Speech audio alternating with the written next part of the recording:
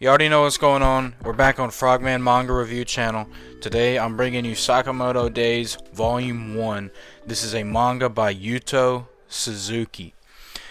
Unlike most of the manga on this side of your screen, I have never read Sakamoto Days. This side of your screen's a lot of my newer stuff. Some of these I've started, some of these I've never even opened up before. Unfortunately, I want to get to them. Sakamoto Days, however, is one of these new manga that have been recommended to me, and I'm interested in it enough to pick up a few volumes. I have up to volume 9 now, and I am excited to read more, to be honest, after finishing my note system on volume 1. And I'm here to bring you not live, those notes from volume 1 and talk about what Sakamoto Days is for those that want to get into it. And this is my thoughts for volume 1.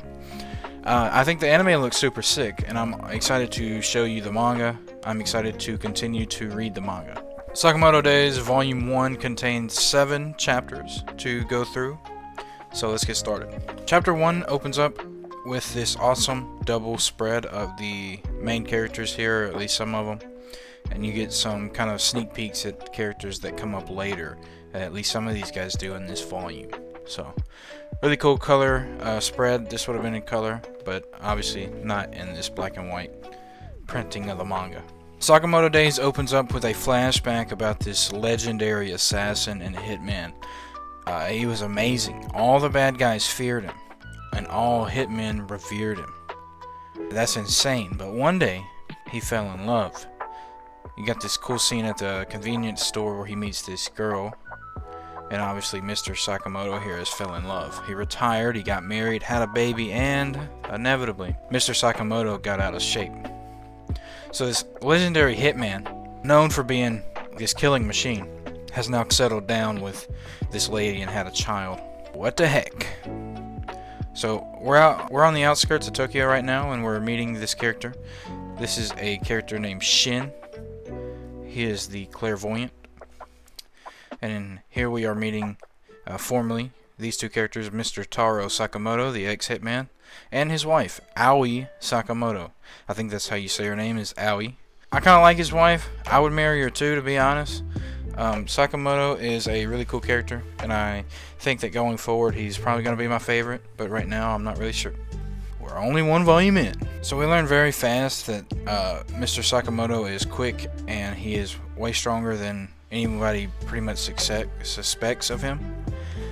And the manga author here, Mr. Yuto Suzuki, does some cool things with his paneling, using thought bubbles to display very brutal scenes. It's crazy. And the reason that those thought bubbles exist is because of that character Shin, the clairvoyant from before. He is able to see people's thoughts, which is kind of crazy. It's like he's able to read minds. It's crazy. Clairvoyant Shin. So Shin used to work with Mr. Sakamoto, or at least know of him very well, because he was also in the hitman world back then. He was down under working for the hitman organizations when Mr. Sakamoto was a beast way back in the day. But now he wants him to come back because he's like, man, you're a shadow of who you used to be. You're not the same anymore. How can you live a life like this? As far as I'm concerned, you're a joke now.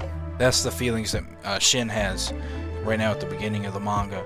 But very soon, very quickly in this first volume, Shin's feelings, they change towards Mr. Sakamoto.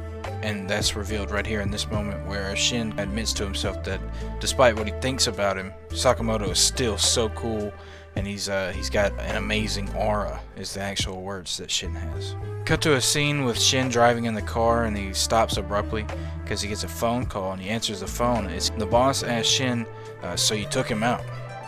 He says, boss, do I really have to whack him? Mr. Sakamoto's all tubby now. Honestly, he's no threat. The boss says, Shin, the rule. You run out on the organization, you get whacked. Sakamoto broke the rule. We can't let him live. Besides Shin, there's plenty of guys who can do the job if you aren't up for it. We get a introduction to the villain organization, I would assume, in this manga. I hope these guys are more than just one-offs, and there is very clearly more people that are able to be sent after Mr. Sakamoto and Shin. And so Shin declares to himself that instead of letting Mr. Sakamoto die to a stranger assassin, since he believes Sakamoto has fallen off, he decides to go do it himself. He breaks into the convenience store that Sakamoto manages, and he tries to shoot him. But he deflects, Sakamoto deflects the bullet with a freaking cough drop. He throws the ice pop, lands behind Shin, but it distracts him long enough for Sakamoto to go hide. And then you get this awesome panel down here in the corner where Sakamoto is about to launch this gumball out through the retail store rack. That's crazy. That's an awesome panel. That's so sick, bro. There's a lot of cool choreography in this manga, and I think that the author making his comment in Volume 1 that he loves action movies really shows because of the choreography here. As we reach our Frogman standout moment for the first chapter. The boss Shin works for sent him to kill Mr. Sakamoto. Shin fuck around and find out real quick that Mr. Sakamoto Taro is not washed up. Sakamoto kicks him through the freaking shelves. Look at this panel, bro. This is an awesome full page panel. Sakamoto is definitely not falling off. His speed is still high. He's very strong, and Shin has some skills, but he's very clearly, he's maybe not amateur, he's a step above, but he definitely has a lot to learn. So here we get a scene. We move forward a little bit with a cool shot of Shin on his lackadaisical shit talking to the boss of this organization. And he actually bows down to the boss and he asks for Sakamoto to be spared. But since Shin can hear the thoughts of others, he is the clairvoyant. He actually knows that the boss has no intention to help him out in this moment, and he has no desire to cut Shin any slack. And he pulls his gun out on him, and they're actually communicating with each other, Mr. Sakamoto and Shin at this moment. Sakamoto listens in, and he goes and unlocks this awesome freaking weapons container that he, weapons storage bunker that he has under, or I guess inside of the convenience store. This is an awesome freaking panel, bro. Dude built like Peter Griffin's walking into this storage bunker, and on top of it or beside it, he's freaking selling Reese's Pieces and ramen noodle cup. That's kind of crazy, bro. It's a very interesting setup, and I want to see more in this manga. I'm very interested to see where the bad guys go from here as we reach the first freaking limit breaker of the volume. Sakamoto saves Shin while escaping the boss's hideout with this freaking taser gun. They don't kill people. Mr. Sakamoto doesn't want to kill people, so tasing the hell out of them is the next best option in this situation. This is a very cool panel, almost a full double page spread of Sakamoto just looking super intimidating. Very cool way to show the speed of Sakamoto here. He pushes the gun out of the way and punches this guy in the face. That's awesome. A lot of very violent scenes, but it's awesome choreography, especially when Sakamoto does this heavy attack towards the boss of this gang organization here. Most memorable panel in the volume in chapter 1 says a lot about this manga, and I think that it's something I really want to share with you now. This is a very sick page turn, and it's an awesome scene with Sakamoto. He's he's unsuspecting, but he's clearly deadly.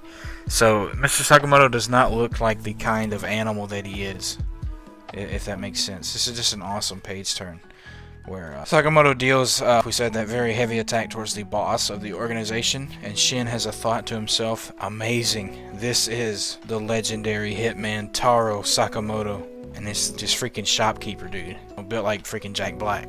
Look at that. Very cool manga. And after that incident, Sakamoto actually hired Shin to work for him, so that's how they got together. He is now working with him in the shop. Cool spread, or cool cover for chapter 2 right here. Chapter 2 starts off with the reintroduction again. We get introduction boxes to Shin the clairvoyant, Taro Sakamoto the ex-hitman, and Sakamoto's wife, Aoi Sakamoto. And they introduce this concept of the family rules while the guys do things around the shop. Cut out public where this girl, I think this is Aoi, right? Aoi actually lands herself on this freaking bus where these thug robbers take it over, and they're tripping out because their favorite manga got canceled. I agree with these guys, to be honest, 100%. But they shouldn't be doing what they're doing. They shouldn't hurt people. And Aoi is actually on this freaking bus, so while out on the road, they hit this awesome Akira shot on the motorcycle. Sakamoto and Shin have to stop this bus that have these robbers taking it over and threatening the civilians on it. And for the rescue mission, they have some priorities in this order: rescue and stay incognito. But that's not all. Also, no killing. So they have to secure the hostages, and all while not revealing their identities as hitmen, and also not inflicting lethal wounds. As we cut to a flashback, way back in the day, Taro Sakamoto was 22 and Aoi Sakamoto was only 21. I believe it says right here 5 years ago. They have a cool moment where Aoi Sakamoto jumps off this ledge and Sakamoto comes to save her from falling and actually getting hurt. And this is the standout moment of the chapter. It's a quick flashback to Taro and Aoi dating and getting a pivotal theme that everyone has someone that they matter to. Aoi uses this moment to show Sakamoto that him being so quick to save her means he has something to continue to live for and something that he actually cares about. So her being on this bus with these robber goon type guys, not a good situation. And there's a lot of cool scenes, action scenes, where the main characters Shin and Mr. Sakamoto have to stop this bus. Sakamoto has this awesome panel where he says, "No problem, I'll be the traffic stop to stop the bus." And you get a limit breaker panel right here. This is awesome. Sakamoto stops the bus taken over by criminals with a stop sign and pure might, his pure power. Freaking stops the bus in its tracks by using the pole from the stop sign. That's crazy. That's insane, bro. And he's wearing this freaking goofy mask to hide who he is. That's insane. And the best part about it is they get home, and a few days later, maybe the next day over, they get the newspaper, and on the newspaper they're talking about this event that happened. And since Sakamoto had that stupid goofy mask on, they're like, we have no idea who this was. I just think it's crazy they did all that. They stopped the freaking bus without hurting anybody. Well, maybe somebody got hurt for sure, but they didn't kill anybody. Chapter 3 starts here.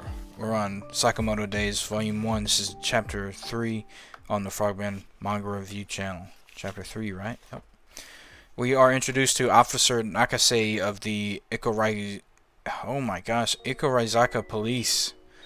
And she is on the hunt for the people that caused that scene the other day.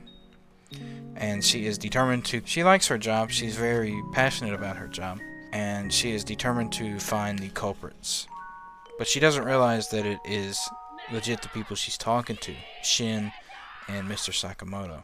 But eventually I think they get caught, and Officer Nakase has these guys on the run. They're chasing each other. Taro and Shin get to hear Nakase's purpose for doing in this situation. They are listening in on her saying that she hopes she can help people here, and now she likes to help people. She used to live in this area, so she cares a lot about the people that live there. I think she has very pure intentions. She is a good of heart character. Not very grasping, though. I don't care too much about her, unfortunately. It does suck, though, at the end of the chapter when she gets captured and tied up by these bad guys. This is Riki Hira, and he is a jerk. He is the Zudamoto motorcycle gang leader, and he's freaking captured Officer Nakase. So now Mr. Sakamoto and Shin have to go investigate and find her and save her, all while not revealing their identities. So they come in, drop smoke bombs, and kick ass, and it was awesome.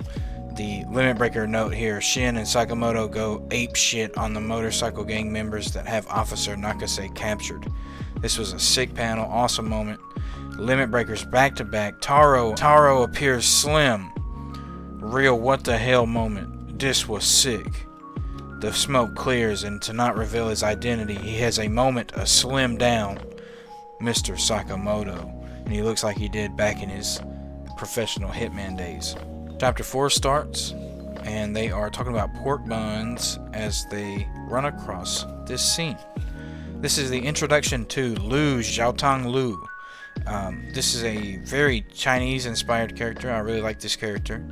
She is running and fighting these bad guys out here on the road. and they actually get her caught up. They got her captured there for a second. Mr. Sakamoto steps in, breaks the freaking shank knife with a pair of tongs, bro. What the heck? Lu proves herself in this scene. She proves that she has combat abilities, and I'm excited to see where that goes going forward. And the main characters in this situation, they're wondering, why is she getting chased like this? Why are they running around? So, cut to another scene when this guy's name is Wang. If you ever forget, I'll remind you his name is Wang. He's talking to these Bacho brothers, these assassin guys, and they're like, hey man, there's this freaking key that the Xiaotong family had, and if you can get it, I'll rule the Chinese black market. So you gotta track this girl down and kill her. Get the freaking key. Obviously, they pull up. No time wasted, bro. These guys pull up while Sakamoto's talking to Xiaotong Lu. They pull up, hit Sakamoto, but it is no use. He's gonna pull up and go crazy here in a second. But I really like this scene here. This is a classic shonen scene. This looks like something out of early Naruto. Bacho, you've got no style. Shut up. What's style to an assassin? Find the target and kill them. You can always arrange the corpses nicely later. I'm saying the problem is with how you kill. Am I talking to a monkey here? These Bacho brothers work together to kill people, but they don't like each other. Typical freaking brother rivalry. Thankfully, Taro Sakamoto pulls up in this awesome limit breaker panel. Awesome full page spread here. He slams this freaking Bacho brother down. Look at this freaking panel, bro. Look how intimidating. His foot buried into the earth here. Man, Sakamoto is so strong, and he really doesn't take any shit, bro. You get one chance to mess up with Sakamoto. Chapter 5 starts. We're pushing into. We learn just how shitty these Bacho brothers are, while Xiaotong Lu's family safe contains their treasure. Oh my gosh, guys, we learn about the family safe, and I'm excited to see what's in the safe. I hope there's rags and riches. I hope there's something in there. I hope there's a king-size Snickers bar in there. We learn that the Xiaotong family has this safe that gets passed down from generations, and that I guess her father, Xiaotong Lu's father, was protecting that safe, was full of their treasure. He was killed by, obviously, assassins. So I would assume Xiaotong Lu is pretty scared of facing the same fate, as we get a lot of cool action scenes in the fight against the Bacho brothers and Sakamoto. Xiaotong Lu is very interesting, and so is Shin. I think both of the younger characters in this manga are interesting, but Sakamoto is just by far probably my favorite for now, because of so many cool attacks that he does. He slams a freaking refrigerator into this Bacho brother. This guy is insane, bro. He's so strong, it's insane. I don't know how anybody will take him down. I don't know. A lot of cool uses of the clairvoyant ability that Shin has in these thought bubble manga panels throughout Volume 1. I hope that the author, Mr. Yuto Suzuki, continues to do it going forward. We actually get into the family safe, and we see that probably the biggest treasure of all, aside from all the riches and cool artifacts and stuff, is a bottle of sake. And on it is a note. It says, "Sake to drink with Xiaotong when she comes of age." And it's a gift given to Xiaotong from her father. This is the limit breaker note of the volume. I thought this one was sick. It's a fun end of the chapter. The crew sharing this bottle of sake with each other. Chapter 6 starts. Xiaotong Lu is now sporting some very trendy attire, cool little Letterman jacket. Sakamoto's chilling, he's thanking the guys, but he's acting a little out of character right now. And in walks another freaking Sakamoto. Everybody's shocked, except for the doppelganger that is holding the paper, the newspaper. Dodges out of the way, and I got confused. The Sakamoto with the knife is the imposter here, the one with the gun. No, the knife is the real guy. The guy with the gun is the imposter, and the imposter is Nagumo. It's a brand new character named Nagumo with not much affiliation, not much information on this guy, but he does work at the supermarket across the street, but he's also a liar, so anything you do learn about this guy could also be false. But he does tell Mr. Sakamoto that there is a 1 billion yen price on his head because of his actions, and the price could be a little off, but there is definitely a cost on Mr. Sakamoto's head. And there are a lot of random filler assassins that are obviously going to be sent to claim the price on his head. This old legendary assassin. You go kill him. Here's an introduction to Nagamo and his, he's definitely not a pushover. He used to work with Sakamoto, and he tells the cast that the price on Sakamoto's head is definitely real here in this situation. He very quickly deals with this pizza cutter guy, this like shit assassin, this trash tier guy that pulls up. So Nagamo's pretty sick. I think he's strong, and I'm excited to see what he can do going forward. I hope he has a cool ability, kind of like Shin. We actually get a scene here with the Dondenkai and the talking about members of the Order. We learn about a lot of factions here when you see a few faces of characters that I assume that we will get to meet more of going forward. And I really like this scene here. This one was really sick. The limit breaker of this chapter. Sakamoto actually notices this freaking spy camera and shoots it out. It was sick. Sakamoto shoots out the spy cam placed by the Dondenkai. Taro used to be a part of the Order. Some things to note from here. But this was a sick scene. I really want to see this one in the anime. I'm going to try to catch that one. Chapter 7, this is the last one of the volume here. Chapter 7 feels like a big feat. We're finally going to finish this volume, get ready to read volume 2. The main cast, pretty much everybody goes out to the fair day. It's like a cool little party day. They got mascots and stands and big amusement rides out there. But all while this is going on, the main guys, Mr. Taro Sakamoto and Shin, they're thinking about how Sakamoto has a price on his head. And they do this cool explanation and usage of the powers that clairvoyant Shin has, how he is able to they use this cool explanation of the powers here that Shin can read the thoughts of everybody in a 20-meter radius to their advantage, as Mr. Kuri Ningu down here is dressed as a janitor and he is an assassin. He's trying to sneak up and do some shady stuff on the main cast here. So instead of letting him pull up and actually hurt the Mr. Sakamoto's daughter, Sakamoto steps in the way and stops this guy without his family even noticing. So that was awesome. Then we get introduced to this brand new character that is looking at some bios on Shin and Sakamoto, kind of assessing the situation after checking out the janitor guy where they got dropped off. This new character looks pretty sick, and I think he's actually going to be kind of a threat. He's kind of more threatening than the average Joe so far in this manga. And so while the rest of the crew is out riding on the roller coaster at the theme park, a little amusement, little fair type deal, the brand new bad guy gets on the same freaking ride as Sakamoto and Shin, which is crazy. Who the heck does that? Who does that? So anyway, they go on the loop-de-loop, and this part was awesome, bro. They go on the freaking loop-de-loop.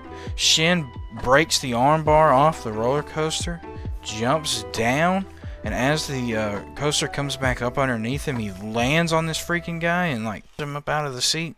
Freaking snags him. That was sick. That was the one limit breaker note for chapter 7. So yeah, we're getting near the end of the volume here. Chapter 1 ends on the contact between Shin and this brand new character. I don't remember his name. I don't think it's on a note anywhere, but he's got silver hair. Look at this guy. Shin says, "Today, Mr. Sakamoto's day off. I'm working overtime to cover for him." And this guy says, "Is that some kind of appeal?" What the fuck is this guy talking about, an appeal? What the hell is he talking about, an appeal, man? That's the end of volume 1 of SAKAMOTO Days.